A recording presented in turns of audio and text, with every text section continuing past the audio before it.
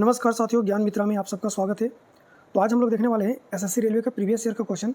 आज हम लोग स्पेशली देखने वाले हैं हिस्ट्री के क्वेश्चन के, ठीक है। हिस्ट्री के 50 क्वेश्चन देखने वाले हैं और आप लोग बताइएगा कि आउट ऑफ 50 में आप लोग को कितना सही हुआ। ये मॉक टेस्ट 8 है। तो चलिए वीडियो को शुरू करते हैं। चलिए, पहला क्वेश्चन आज जो पूछा गया है, नालंदा विश्वविद्यालय की स्थापना किसने की थी, ठीक है। आपका इसका आंसर बताना है। ऑप्शन है हर्षवर्धन, धर्मपाल, कुमारगुप्त प्रथम या फिर गोपाल प्रथम।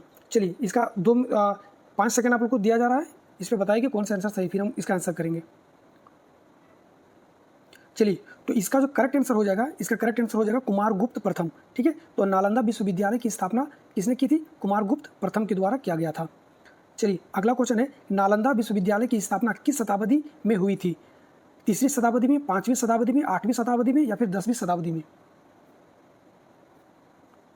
चलिए, इसका आंसर हो जाएगा 5वीं शताब्दी में नालंदा विश्वविद्यालय की स्थापना हुई थी, ठीक है। चलिए, नेक्स्ट क्वेश्चन है, तक्षशिला किस प्रकार का शिक्षण संस्था था? आपके ऑप्शन में दे रखा है आधुनिक तकनीक विश्वविद्यालय, बौद्ध मठ, प्राचीन वैदिक शिक्षण केंद्र या फिर सैन्य विद्यालय। चलिए, 5 सेकंड है आपके पास, आंसर दीजिए। चलिए, इसका जो करेक्ट आंसर हो जाएगा ये हो जाएगा प्राचीन वैदिक शिक्षण केंद्र के रूप में ये जाना जाता था। अगला क्वेश्चन है, तक्षशिला को बसाने का श्रेय किसे दिया जाता है? तक्षशिला को बसाने का श्रेय जो है किसको दिया जाता है? आपके ऑप्शन में है चंद्रगुप्त मौर्य, राजा तक्ष, कुमारगुप्त या फिर धर्मपाल।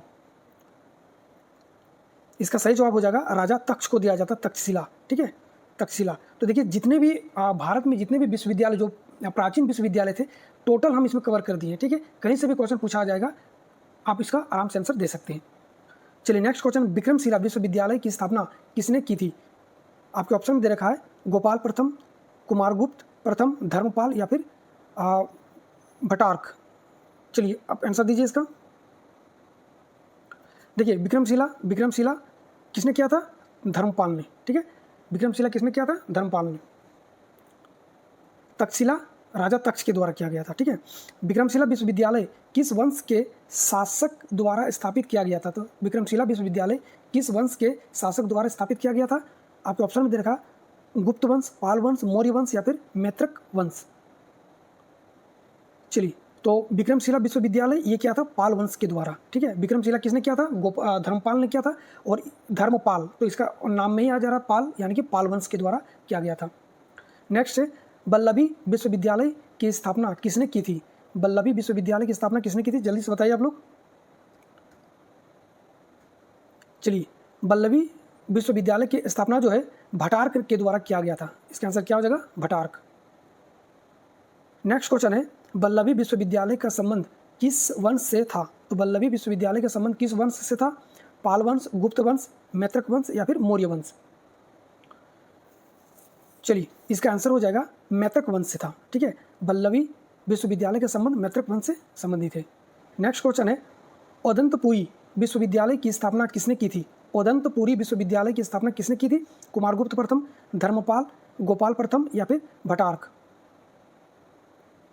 तो इसका आंसर हो जाएगा गोपाल प्रथम के द्वारा किया गया था। औदंतपुरी विश्वविद्यालय की स्थापना किसके द्वारा किया गया था? गोपाल के द्वारा, ठीक है, गोपाल प्रथम के द्वारा, याद रखना। अगला क्वेश्चन है, औदंतपुरी विश्वविद्यालय का संस्थापक किस वंश के से संबंधित है? पाल वंश, गुप्त वंश, मैत्रक वंश या फिर चोल वंश? तो गोपाल प्रथम था, यानी कि पाल वंश हो जाएगा। गोपाल, पाल आ जा रहा लास्ट में, ठीक है। सोमपुरा विश्वविद्यालय, यानी कि जिसको बोला जाता है पहाड़पुर बौद्ध विहार, की स्थापना किसने किया था? गोपाल प्रथम ने, धर्मपाल ने, कुमारगुप्त प्रथम ने या फिर भटार्क ने? चलिए, तो इसका जो आंसर हो जाएगा धर्मपाल ने किया था। तो धर्मपाल ने एक तो क्या था विक्रमशिला विश्वविद्यालय का, और एक सोमपुरा विश्वविद्यालय जिसको पहाड़पुर बौद्ध विहार के नाम से भी जाना जाता है। तो विक्रमशिला विश्वविद्यालय और सोमपुरा विश्वविद्यालय का स्थापना किसने किया था? धर्मपाल ने। ये दोनों को याद रख लेना एक साथ। चलिए, नेक्स्ट है, सोमपुरा विश्वविद्यालय किस वंश के शासक के द्वारा स्थापित किया गया था? तो चूंकि धर्मपाल ने किया था तो पाल वंश हो जाएगा इसका आंसर, ठीक है। तो इसका आंसर क्या हो जाएगा? पाल वंश के शासक के द्वारा किया गया था। अगला क्वेश्चन है, नालंदा विश्वविद्यालय का संबंध किस वंश से है? नालंदा, ठीक है, नालंदा विश्वविद्यालय। पाल वंश, गुप्त वंश, मौर्य वंश या फिर चोल वंश? चलिए, तो नालंदा विश्वविद्यालय का संबंध जो है गुप्त वंश से संबंधित है। किससे संबंधित है? गुप्त वंश। नेक्स्ट क्वेश्चन, निम्नलिखित में से कौन सा प्राचीन विश्वविद्यालय बिहार में स्थित था? बिहार में स्थित था कौन सा प्राचीन विश्वविद्यालय? नालंदा, विक्रमशिला, उदंतपुरी या फिर उपरोक्त में से सभी? तो इसका करेक्ट आंसर हो जाएगा बिहार में नालंदा विश्वविद्यालय भी था, विक्रमशिला भी था और उदंतपुरी भी था, यानी कि इसका करेक्ट आंसर हो जाएगा उपरोक्त सभी। अगला क्वेश्चन है, चंद्रगुप्त मौर्य ने अपने जीवन के अंतिम दिन किस स्थान पर बिताए थे? तो चंद्रगुप्त मौर्य ने अपने जीवन के जो अंतिम दिन था वो कहाँ पे बिताए थे, ये आपको बताना था। ये क्या था? श्रावण बेलगोला में, ठीक है, दक्षिण भारत में श्रावण बेलगोला एक जगह का नाम है, वहीं पे चंद्रगुप्त मौर्य ने अपना अंतिम दिन को बिताए थे। चलिए नेक्स्ट है, अपने जीवन के अंतिम समय में चंद्रगुप्त मौर्य ने कौन सा धर्म अपना लिया था? कौन सा धर्म अपनाया था? चलिए, बौद्ध धर्म, जैन धर्म, सनातन धर्म या फिर आजीवक संप्रदाय? तो इसका करेक्ट आंसर हो जाएगा जैन धर्म को अपना लिया था चंद्रगुप्त मौर्य ने। चलिए नेक्स्ट क्वेश्चन है, चंद्रगुप्त मौर्य किसके साथ दक्षिण भारत यानी कि श्रावण बेलगोला गए थे? तो किसके साथ गए थे ये आपको बताना था। आचार्य, चाणक्य, बिंदुसार, भद्रबाहु या फिर अशोक के साथ? इसका करेक्ट आंसर हो जाएगा भद्रबाहु। भद्रबाहु कौन थे? तो आध्यात्मिक गुरु थे। चंद्रगुप्त मौर्य का आध्यात्मिक गुरु कौन था? भद्रबाहु। और इन्हीं के साथ ये श्रावण बेलगोला चले गए थे। श्रावण बेलगोला में चंद्रगुप्त मौर्य ने किस पद्धति द्वारा अपने प्राण को त्याग किए थे? किस पद्धति के द्वारा अपने प्राण को त्याग किया था? समाधि मरण, जिसको संलेखना कहा जाता है, या फिर जल समाधि, या फिर अग्नि प्रवेश, या फिर संथारा? चलिए, इसका जो करेक्ट आंसर हो जाएगा ये हो जाएगा समाधि मरण या फिर संलेखना, ठीक है, इसका करेक्ट आंसर हो जाएगा। चलिए नेक्स्ट क्वेश्चन है, श्रावण बेलगोला की किस पहाड़ी पर चंद्रगुप्त मौर्य ने अपने अंतिम दिन बिताए थे? किस पहाड़ी में अंतिम दिन बिताए थे ये आपको बताना था। विंध्यगिरी, चंद्रगिरी, उदयगिरी या फिर रत्नगिरी? चलिए, इसका करेक्ट आंसर हो जाएगा चंद्रगिरी पर्वत पर अपना अंतिम समय बिताए थे, ठीक है, श्रवण बेलगोला में चंद्रगिरी पर्वत पर। नेक्स्ट क्वेश्चन है, चंद्रगुप्त मौर्य ने किस वर्ष यानी कि ईसा पूर्व में सिंहासन त्याग कर संन्यास ले लिया था? ठीक है, किस वर्ष अपना सिंहासन को त्याग कर दिया था और संन्यास ले लिया था ये आपको बताना था। 322 ईस्वी, 298, 261 ईसा पूर्व या फिर 185 ईसा पूर्व? सब ईसा पूर्व में दिया गया, ठीक है, आपको बताइए इसका आंसर क्या हो जाएगा। देखिए, तो ये जो चंद्रगुप्त मौर्य ने किस ईसा पूर्व में, तो 298 ईसा पूर्व में संन्यास ग्रहण कर लिया था, ठीक है, तो 298 ईसा पूर्व इसका करेक्ट आंसर हो जाएगा। आर्य समाज के संस्थापक कौन थे? आर्य समाज के संस्थापक कौन थे? स्वामी विवेकानंद, राजा राममोहन राय, स्वामी दयानंद सरस्वती या फिर आत्माराम पांडुरंग? इसका करेक्ट आंसर हो जाएगा स्वामी दयानंद सरस्वती। आर्य समाज के संस्थापक कौन थे? स्वामी दयानंद सरस्वती। नेक्स्ट क्वेश्चन है, आर्य समाज की स्थापना किस वर्ष हुई थी? तो आर्य समाज की स्थापना किस वर्ष हुई थी ये आपको बताना है। 1828 में, 1875 को, 1897 को या फिर 1867 को? चलिए, तो आर्य समाज की स्थापना हुआ था 1875 ईस्वी में, ठीक है। नेक्स्ट क्वेश्चन है, आर्य समाज की स्थापना कहाँ की गई थी? आर्य समाज की स्थापना कहाँ की गई थी? कोलकाता में, बम्बई में, दिल्ली में या फिर लाहौर में? तो आप लोग को पता होगा कि उस समय हुआ करता था बॉम्बे, ठीक है, तो ये हो गया कहाँ पे हुआ था? बॉम्बे में, यानी कि अभी मुंबई में, ठीक है। नेक्स्ट क्वेश्चन है, स्वामी दयानंद सरस्वती का मूल नाम क्या था? स्वामी दयानंद सरस्वती का मूल नाम क्या था? ठीक है, नरेंद्र दत्त किसका नाम था ये भी आप लोग बताइएगा, ठीक है। आपका आंसर हो जाएगा मूल शंकर, ठीक है। स्वामी दयानंद सरस्वती का मूल नाम क्या था? मूल शंकर। नरेंद्र दत्त किसका नाम था ये कमेंट में आप लोग बताइएगा। स्वामी दयानंद सरस्वती ने किस प्रसिद्ध नारे या संदेश को दिया था? तो किस प्रसिद्ध नारे या संदेश को दिया था? आपके ऑप्शन में वेदों की ओर लौटो, तुम मुझे खून दो मैं तुझे आज़ादी दूंगा, आराम हराम है या फिर दिल्ली चलो? इसका सही जवाब हो जाएगा वेदों की ओर लौटो, ठीक है। स्वामी दयानंद सरस्वती ने वेदों की ओर लौटो नारा दिया था। अगला क्वेश्चन है, स्वामी दयानंद सरस्वती द्वारा लिखी गई प्रसिद्ध पुस्तक का नाम क्या है? तो प्रसिद्ध पुस्तक का नाम क्या है ये आपको बताना। गीतांजलि, सत्यार्थ प्रकाश, आनंद मठ या फिर गुलामगिरी? तो इसका सही जवाब हो जाएगा सत्यार्थ प्रकाश। स्वामी दयानंद सरस्वती के द्वारा लिखी गई बुक कौन सा था? सत्यार्थ प्रकाश।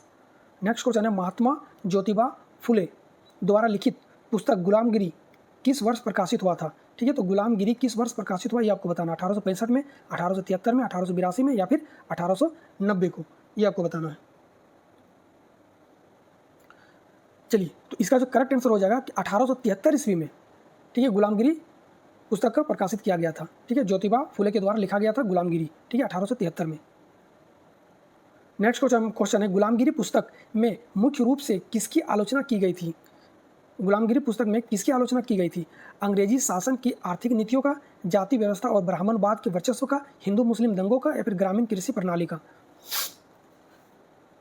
देखिए, गुलामगिरी जो पुस्तक लिखा गया था, ये एक्चुअली में जो भारत को किस तरह से बड़े जो जातिवाद के हिसाब से गुलाम बनाया जा रहा था, इसको किया गया था। ठीक है, तो इसका जो आंसर हो जाएगा जाति व्यवस्था और ब्राह्मणवादी वर्चस्व के खिलाफ ये लिखा गया था, ये बुक गुलामगिरी। ठीक है, चलिए नेक्स्ट देखिए, ज्योतिराव फुले ने अपनी पुस्तक गुलामगिरी को किस देश के आंदोलनों को समर्पित किया था? किस देश के आंदोलनों को समर्पित किया था? रूस की क्रांति के सेनानियों को, फ्रांस की क्रांति का विचारों का, अमेरिकी गृह युद्ध में दासों को मुक्त कराने वाले सेनानियों का, दक्षिण अफ्रीका में रंग विभेद कार्यकर्ताओं का, विरोधी कार्यकर्ताओं का। ठीक है, तो ये आपका ऑप्शन है, आपको आंसर बताना था। तो देखिए, ज्योतिराव फुले ने अपनी पुस्तक गुलामगिरी को किसका आंदोलन को समर्पित किया था? तो अमेरिका में गृह युद्ध के दौर में दासों का जो मुक्त कराने का अभियान चला गया था, उसको समर्पित किया गया था। ठीक है, नेक्स्ट क्वेश्चन है, गुलामगिरी पुस्तक में फुले और किस काल्पनिक पात्र के बीच का संवाद डायलॉग शामिल है? तो गुलामगिरी जो पुस्तक है उसमें ये डायलॉग के फॉर्म में लिखा गया है। ठीक है, तो एक तो ज्योतिराव फुले और एक कोई काल्पनिक जो एक व्यक्ति बनाया गया है इन्हीं के द्वारा, काल्पनिक है वो, तो वो बताना उसका नाम क्या है। तो दो क्या है, ज्योतिराव और ढोंडिबा ज्योतिराव और एक ब्रिटिश अधिकारी ज्योतिराव और सावित्रीबाई फुले, ज्योतिराव और संत तुकाराम। ठीक है, तो इसका जो सही जवाब हो जाएगा, तो गुलामगिरी पुस्तक में ज्योतिराव और ढोंडिबा माफ कीजिएगा, ढोंडिबा के बीच में वार्तालाप हो रहा है इसमें, इस पुस्तक के द्वारा। ठीक है, चलिए नेक्स्ट क्वेश्चन है, महात्मा फुले के अनुसार भारत की जाति व्यवस्था और सामाजिक असमानता को समझने के लिए सबसे मूल विषय क्या है? सबसे मूल विषय क्या है ये आपको बताना है। वर्ण व्यवस्था के दैवीय मूल को मानना, वेद और पौराणिक ग्रंथों के आधार पर जातियों का निर्माण, मूल निवासी जैसे कि आदिवासी, क्षुद्रों और आर्यों द्वारा किया गया आक्रमण और दमन, केवल शिक्षा का अभाव। तो ये आपके चार ऑप्शन है, आपको बताना है। चलिए, इसका जो सही जवाब हो जाएगा, तो इसमें किसके बारे में बताया गया कि मूल निवासियों जैसे कि आदिवासी और क्षुद्र थे, पर आर्यों द्वारा किए गए आक्रमण और दमन के बारे में इसमें सामाजिक असमानता को समझाया गया है। ठीक है, चलिए नेक्स्ट है, गुलामगिरी ग्रंथ का मुख्य उद्देश्य क्या था? गुलामगिरी ग्रंथ का मुख्य उद्देश्य क्या था? क्षुद्र और अति क्षुद्र को अपने अधिकारों के प्रति जागरूक करना और आत्मसम्मान जगाना, एक नई राजनीतिक पार्टी का गठन करना, भारत के प्राचीन मंदिरों का विवरण करना, अंग्रेजी भाषा का प्रचार प्रसार करना। इसका सही जवाब हो जाएगा क्षुद्रों और अति क्षुद्रों को अपने अधिकारों के प्रति जागरूक करना और आत्मसम्मान जगाना। ठीक है, इसका सही जवाब हो जाएगा। नेक्स्ट क्वेश्चन है, बादामी या वातापी के प्रारंभिक चालुक्य मूल रूप से किस शक्ति के अधीन थे? यानी कि पूछा गया कि बादामी या वातामी के प्रारंभिक चालुक्य मूल रूप से किस शक्ति के अधीन थे, ये आपको बताना है। राष्ट्रकूट, कदम्ब, पल्लव या फिर मौर्य। इसका सही जवाब हो जाएगा कदम्ब। ठीक है, कदम्ब के अधीन थी ये। चलिए नेक्स्ट क्वेश्चन है, बादामी के चालुक्य राजवंश का वास्तविक संस्थापक किसे माना जाता है? तो बादामी चालुक्य राजवंश के वास्तविक संस्थापक किसे माना? पुलकेशिन प्रथम को, कीर्तिवर्मन प्रथम को, पुलकेशिन द्वितीय को या फिर विक्रमादित्य प्रथम को माना जाता है, आपको बताना है। तो देखिए, बादामी के चालुक्य राजवंश का वास्तविक संस्थापक, यहाँ पे वास्तविक और एक मिलेगा आपको इस तरह से, वास्तविक संस्थापक किसको माना जाता है? तो पुलकेशिन प्रथम को। ठीक है, ये इसका सही जवाब हो जाएगा, पुलकेशिन प्रथम। ठीक है, नेक्स्ट देखिए, चालुक्यों ने अपनी राजधानी बादामी या फिर वातापी को कब बनाया था? तो आपको बताना कि ये कब बनाया था, 450 ईस्वी में, 453 ईस्वी में, 609 या फिर 753 ईस्वी में। तो इसका आंसर हो जाएगा 543 ईस्वी में बनाया था। ठीक है, चालुक्य साम्राज्य का विस्तार सबसे अधिक किस प्रतापी राजा के शासनकाल में हुआ था? देखिए, एक तो विस्तार है और एक स्थापित, तो पुलकेशिन प्रथम हो गया, स्थापित किया था। ठीक है, और जो इसका विस्तार किसने किया था सबसे ज़्यादा? तो सबसे ज़्यादा इसका विस्तार किसने? आप देखिए ऑप्शन पहले देख लीजिए, पुलकेशिन प्रथम, विक्रमादित्य द्वितीय, पुलकेशिन द्वितीय या फिर कीर्तिवर्मन द्वितीय। आपको बताना है इसमें कौन सा सही है। तो देखिए इसमें पुलकेशिन द्वितीय इसका करेक्ट आंसर हो जाएगा। ठीक है, तो पुलकेशिन द्वितीय सबसे ज़्यादा राज्य का विस्तार किया था। ठीक है, नेक्स्ट क्वेश्चन है अपने धन निष्कासन यानी कि ड्रेन ऑफ वेल्थ के तर्क में निम्नलिखित में से किसने यह कहा था कि ब्रिटेन भारत को पूरी तरह से खाली कर रहा है? ये किनके द्वारा कहा गया था? लाला लाजपत राय, बाल गंगाधर तिलक, दादा भाई नौरोजी या फिर आरसी दास? तो इसका सही जवाब हो जाएगा दादा भाई नौरोजी के द्वारा कहा गया था कि जो ब्रिटेन जो है वो भारत को खोखला किया जा रहा है। ठीक है, धन निष्कासन के मामले में। अगला क्वेश्चन है दादा भाई नौरोजी ने धन निष्कासन के अपने तर्क को मुख्य रूप से किस प्रसिद्ध पुस्तक में विस्तृत से जानकारी दिया है? ठीक है, economic history of India, poverty and un Britain rule in India, the Indian struggle, unhappy India. ये चारों ऑप्शन में आपको सही जवाब बताना है। इसका सही जवाब हो जाएगा poverty and un British rule in India. ठीक है, ये बी नंबर इसका सही हो जाएगा। चलिए नेक्स्ट क्वेश्चन है दादा भाई नौरोजी द्वारा प्रतिपादित धन निष्कासन का मुख्य कारण क्या था? मुख्य कारण क्या था? भारत से कच्चे माल का निर्यात और ब्रिटेन से तैयार माल का आयात, ब्रिटिश अधिकारियों के वेतन, पेंशन और भत्तों का भारत के राजस्व से भुगतान, भारत द्वारा लिए गए विदेशी ऋण एवं ब्याज का भुगतान या फिर उपरोक्त में सभी? तो इसका जो सही जवाब हो जाएगा उपरोक्त में सभी। ठीक है, नेक्स्ट क्वेश्चन है चोल साम्राज्य के दौरान ब्राह्मणों को दी जाने वाली भूमि अनुदान को क्या कहा जाता था? ठीक है, तो चोल साम्राज्य में ब्राह्मणों को दी जाने वाली भूमि को क्या कहा जाता था? तो ब्राह्मणों को जो भूमि दिया जाता था उसको बोला जाता था ब्राह्मण दे। ठीक है, इसको बोला जाता था ब्राह्मण दे। तो ब्राह्मणों को दी जाने वाली भूमि को ब्राह्मण दे कहा जाता है। आगे देखिए, चोल अभिलेखों के अनुसार मंदिरों को उपहार या दान में दी गई भूमि को क्या कहा जाता था? मंदिरों को उपहार या फिर दान में दी गई भूमि को क्या कहा जाता था? ब्राह्मण दे, देव दान या फिर पल्ली छंदम या फिर सलभोग? तो इसका देखिए मंदिरों में कौन रहता है? देवता रहता है। ठीक है, तो इसका आंसर क्या हो जाएगा? देवदान। ठीक है, तो मंदिरों को दिया जाने वाली भूमि को क्या कहा जाता था? देवदान। नेक्स्ट क्वेश्चन है चोल काल में विद्यालयों के रखरखाव और प्रबंधन के लिए दी जाने वाली भूमि को किस नाम से जाना जाता था? ब्राह्मण दे, सलभोग, बेल्लन वगई या फिर देवदान? चलिए बताइए। तो देखिए विद्यालय को हम किस नाम से जाता था? पाठशाला, शाला। ठीक है, पाठशाला। यहाँ पे लास्ट में कहा था वर्ड शाला, तो सलभोग। इसका इस सलभोग इस तरह से आप लोग याद रख लीजिए। ठीक है, सलभोग। नेक्स्ट है चोल साम्राज्य में गैर ब्राह्मण किसान भू स्वामियों यानी कि कृषकों को भूमि को क्या कहा जाता था? ठीक है, जो गैर ब्राह्मणी होता था उस भूमि को क्या कहा जाता था? ब्राह्मण दे, देवदान, बेल्लन वगई या फिर पल्लित छंदम? ठीक है, पल्लित छंदम। आपको ये चारों ऑप्शन में बताना है। तो जो गैर ब्राह्मणी भूमि होता था उसको बोला जाता था बेल्लन वगई। नेक्स्ट क्वेश्चन है चोल काल के दौरान जैन संस्थानों को दी जाने वाली भूमि, जैन संस्थानों को जो दान दिया जाता था उस भूमि के लिए कौन सा शब्द का प्रयोग किया जाता था? ब्राह्मण दे, पल्लित छंदम, सलभोग या फिर देवदान? इसको कहा जाता था पल्लित छंदम। ठीक है,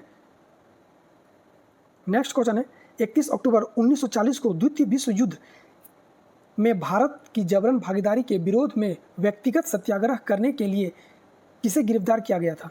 ठीक है, तो 21 अक्टूबर 1940 को व्यक्तिगत सत्याग्रह करने के लिए किसको गिरफ्तार किया गया था? आचार्य विनोबा भावे, पंडित जवाहरलाल नेहरू, सरदार वल्लभ भाई पटेल या फिर डॉक्टर राजेंद्र प्रसाद को? इसका सही जवाब हो जाएगा पंडित जवाहरलाल नेहरू को गिरफ्तार किया गया था। ठीक है, पंडित जवाहरलाल नेहरू इसका करेक्ट आंसर हो जाएगा। अगला क्वेश्चन है महात्मा गांधी द्वारा शुरू किया गया व्यक्तिगत सत्याग्रह जो कि 1940 में किया गया था कि प्रथम सत्याग्रही कौन थे? ठीक है, तो महात्मा गांधी के द्वारा 3 सत्याग्रह को चुना गया था। ठीक है, तीनों का नाम जान लीजिए। ठीक है, तो प्रथम सत्याग्रही कौन था? तो प्रथम सत्याग्रही था आचार्य विनोबा भावे। ठीक है, इसका जो दूसरा सत्याग्रही कौन था?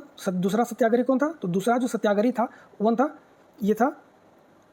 जवाहरलाल नेहरू। ठीक है, और यहीं पे तीसरे सत्याग्रही के बारे में भी हम लोग जान लेते हैं कि तीसरे सत्याग्रही कौन थे? तो ब्रह्मदत्त। ठीक है, इन तीनों को याद रख लेना। पहला था आचार्य विनोबा भावे, दूसरा जवाहरलाल नेहरू और तीसरा ब्रह्मदत्त। ठीक है, और ये जो व्यक्तिगत सत्याग्रह है 1940 में महात्मा गांधी के द्वारा स्टार्ट किया गया था। किस लिए? क्योंकि जो जबरन जो द्वितीय विश्व युद्ध में जो भारतीय सैनिकों को ले जाया जाता था, इसके विरोध में। ठीक है, 1940 में शुरू किए गए व्यक्तिगत सत्याग्रह का मुख्य उद्देश्य क्या था? तो मुख्य उद्देश्य क्या था ये आपको बताना है। ब्रिटिश भारत के खिलाफ पूर्ण सशस्त्र क्रांति शुरू करना, द्वितीय विश्व युद्ध में भारत को जबरन भागीदारी का विरोध करना। ठीक है, तो ये आपका करेक्ट आंसर हो जाएगा बी नंबर का। क्या हो जाएगा कि द्वितीय विश्व युद्ध में भारत की जबरन भागीदारी का विरोध करना इसका मेन मोटो था। ठीक है, चलिए अगला क्वेश्चन है और आज का लास्ट क्वेश्चन है, व्यक्तिगत सत्याग्रह को अन्य किस नाम से जाना जाता था? तो व्यक्तिगत सत्याग्रह को अन्य किस नाम से जाना जाता था?